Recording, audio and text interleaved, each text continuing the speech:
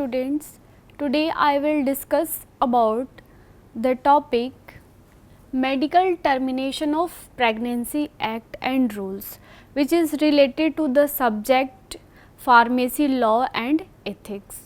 So, Medical Termination of Pregnancy Act in short MPT, इसको short में MPT बोलते हैं और बेसिकली ये एक्ट जो है 1971 में लागू किया गया था, ठीक है, और इसके रूल्स को लागू किया गया था 1975 में and their regulations was initiated in 2003.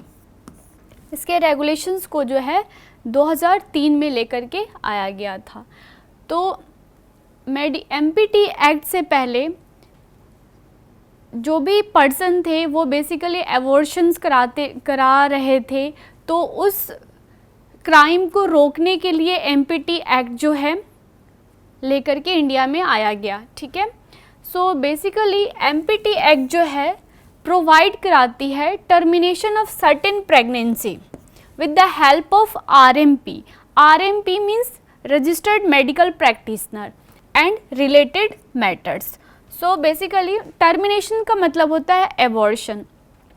तो अगर किसी भी पर्सन को टर्मिनेशंस करानी है प्रेगनेंसी तो वो RMP के मदद से करा सकता है एंड देयर जो भी रिलेटेड मैटर्स है उसके थ्रू वो करा सकता है.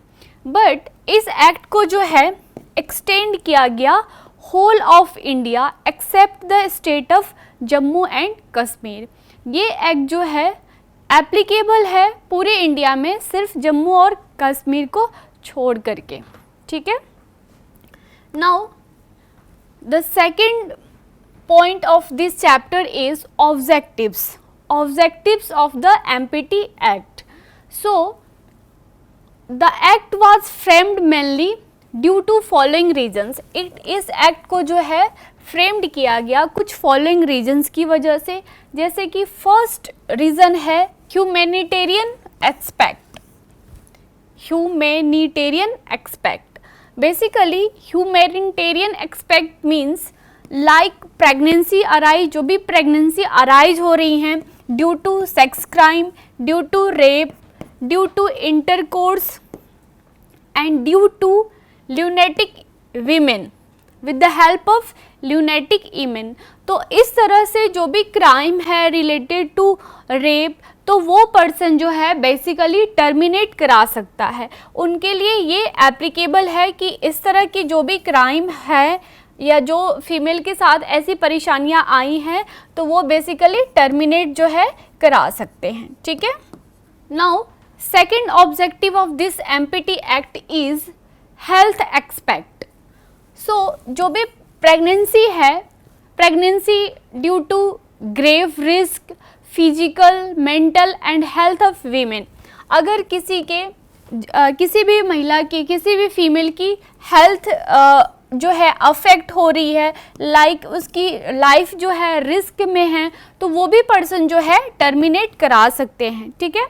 तो फिजिकल मेंटल और हेल्थ रिलेटेड जो भी लाइफ जो है डेंजरस है, लाइफ खतरे में है, तो वो भी फीमेल जो है बेसिकली अपनी प्रेगनेंसी को जो है टर्मिनेट करा सकते हैं, ठीक है.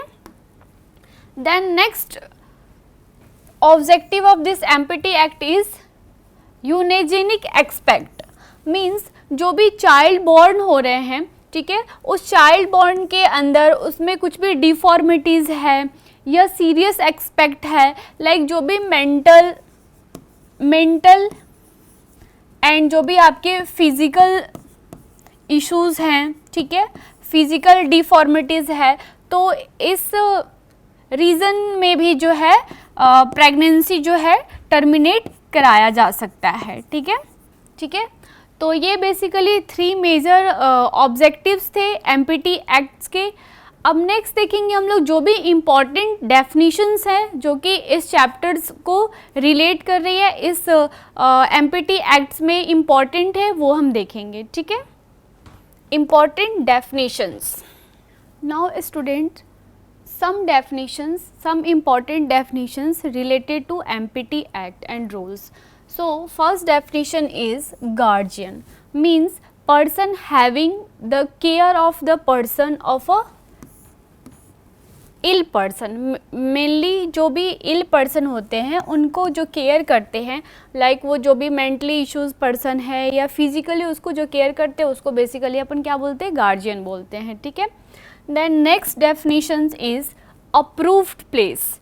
अप्रूव्ड प्लेस मीन्स जो भी आपके एमपीटी और जो भी टर्मिनेशंस हो रही है, ठीक है ना, उसके अंडर जो प्लेस होगी वो बेसिकली अप्रूव्ड प्लेस होनी चाहिए under the rule of the empty rule 1975, ठीक है ना। तो प्रेगनेंसी टर्मिनेशंस जो है आपका वहीं किया जा सकता है जहाँ पे अप्रूव्ड प्लेस हो, ठीक है।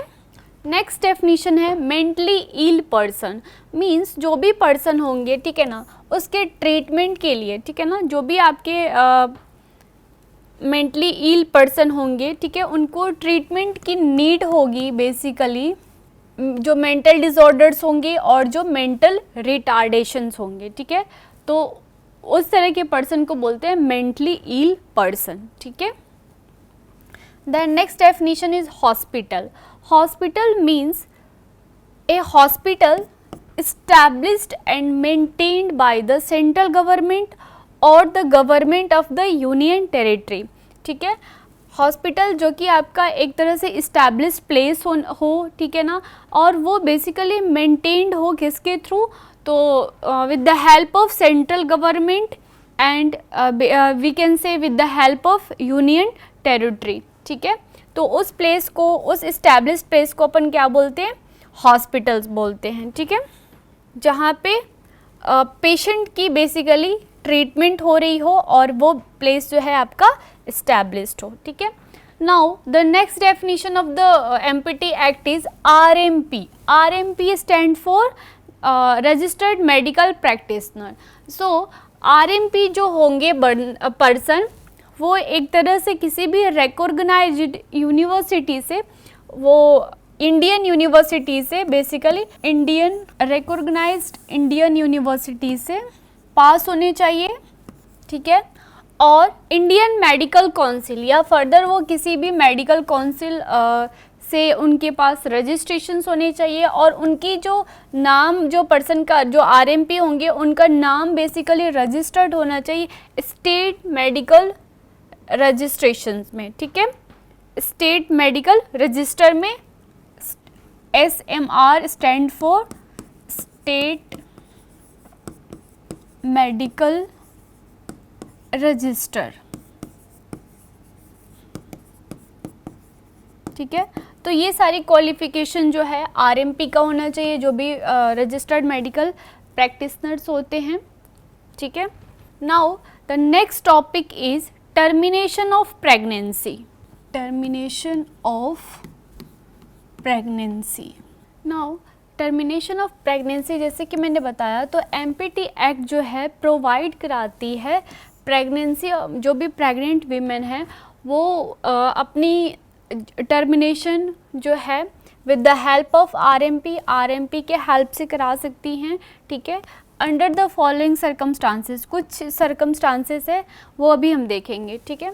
सो जैसे कि फर्स्ट सर्कमस्टांस है कि प्रेगनेंसी, जो भी प्रेग्नेंट वीमेन है उसकी एज जो है 18 ईयर्स है या लेस देन 18 ईयर्स है या लूनेटिक वीमेन है, तो वो अपने गार्जियन या अपने पेरेंट्स के रिटन कंसेंट फॉर्म लेकर आएंगी और वो जो है टर्मिनेशन करा सकती हैं। तो ये टर्मिनेशन जो है एप्लीकेबल है, ये टर्मिनेशन जो है एमपीटी एक्ट के अकॉर्डिंग बैंक नहीं है, ठीक है। Now next is pregnancy not more than 12 weeks. अगर प्रेगनेंसी जो है आपका 12 वीक्स से ज़्यादा नहीं हुआ हो तो किसी भी मेडिकल प्रैक्टिशनर के ओपिनियन, अगर आपको मेडिकल प्रैक्टिशनर ये बोल रहा है कि जो फीमेल है, जो महिला है, उसकी लाइफ जो है डेंजर है, ग्रेव डेंजर है, लाइक उसकी जो मेंटल और फिजिकल हेल्थ जो है उस बच्चे की वो जब बॉर्न होगा तो मे बी वो हैंडीकैप्ड हो सकता है, मे बी वो फिजिकली डिस्टर्ब हो सकता है, मे बी वो मेंटली एबनॉर्मलिटीज़ उसके अंदर आ सकती है।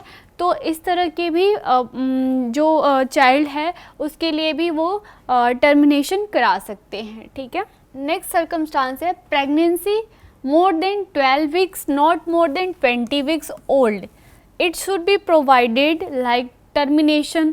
अगर कोई भी प्रेग्नेंट वीमेन है तो उनको उनकी लाइफ को बचाना है, ठीक है, तो उनकी लाइफ को सेव करने के लिए वो टर्मिनेशन करा सकते हैं। ठीक है, now our last termination of pregnancy is, अगर जो भी प्रेगनेंसी है मे बी ये कॉज्ड हुआ है रेप के थ्रू, ठीक है, and then failure of contraceptive device की वजह से ये फेल्योर हो चुका है, या फैमिली प्लानिंग, जैसे कि हस्बैंड बोल रहे हैं फैमिली प्लानिंग करने के लिए, तो इस तरह की पर्पस के लिए भी आप जो है टर्मिनेट करा सकते हो। ठीक है, तो ये सारे टर्मिनेशंस थे प्रेगनेंसी के।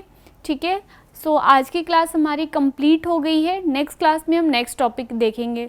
Thank you students.